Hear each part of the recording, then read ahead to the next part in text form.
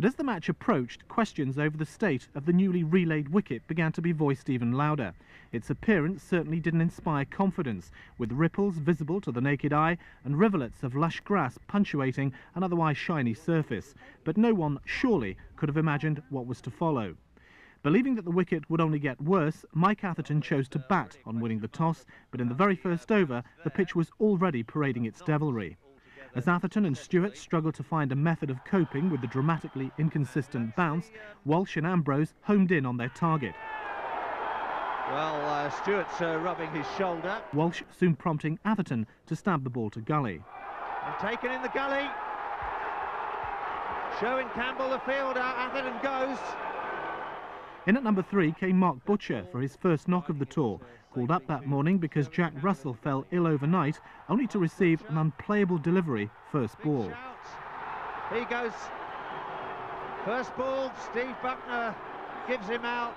Virtually impossible to play. Nasser Hussain showed courage in seeking to stop the rot, but eventually Ambrose produced one of the few deliveries that didn't misbehave, and Hooper took a good catch at slip.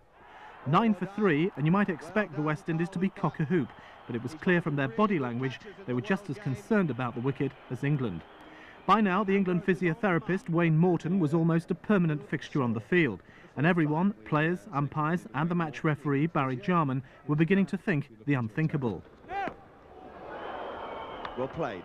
That is very, very well played. That's caused him great pain. He's in trouble here, Stuart. Well, I just think that you've got to use a bit of common sense here. This is meant to be an even contest, Test cricket.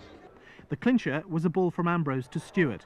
Stewart played forward, but the ball went clean over wicketkeeper David Williams' head for 4 byes. Signalled over the wicketkeeper's head from a ball so pitched up that Alex Stewart was playing forward to it. I'm sorry, but this is a complete joke. Well, a little bit of conversation there between the two batsmen. I think even Curtly Ambrose is starting to wonder what he's meant to do on a wicket like this.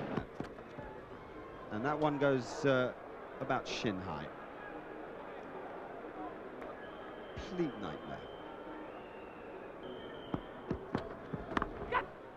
Played again, and more pain. 2 more blows on the hand to Stewart and Thorpe, and Stewart called Atherton onto the field. And incredibly, that conversation with umpires Buckner and Venkat, Lara and Jarman was to prompt the first ever abandoned test match due to the pitch in 122 years. The crowd was shocked into almost total silence, hardly believing the evidence of their own eyes, and the realization slowly dawning that what so many had saved up to cross the world to witness was to end up like this. But after consultations with the ICC in London, there was a hastily called press conference at which it was confirmed that this was indeed the case. As the local press savaged those responsible, both sides had to try to cope with a massive sense of anticlimax and the logistical difficulties of moving early to Trinidad for a hastily rearranged match. For all the wrong reasons, Supina Park will remain etched in cricketing history, and the cost to cricket in Jamaica, both in financial and cricketing terms, will be evident for a long time to come.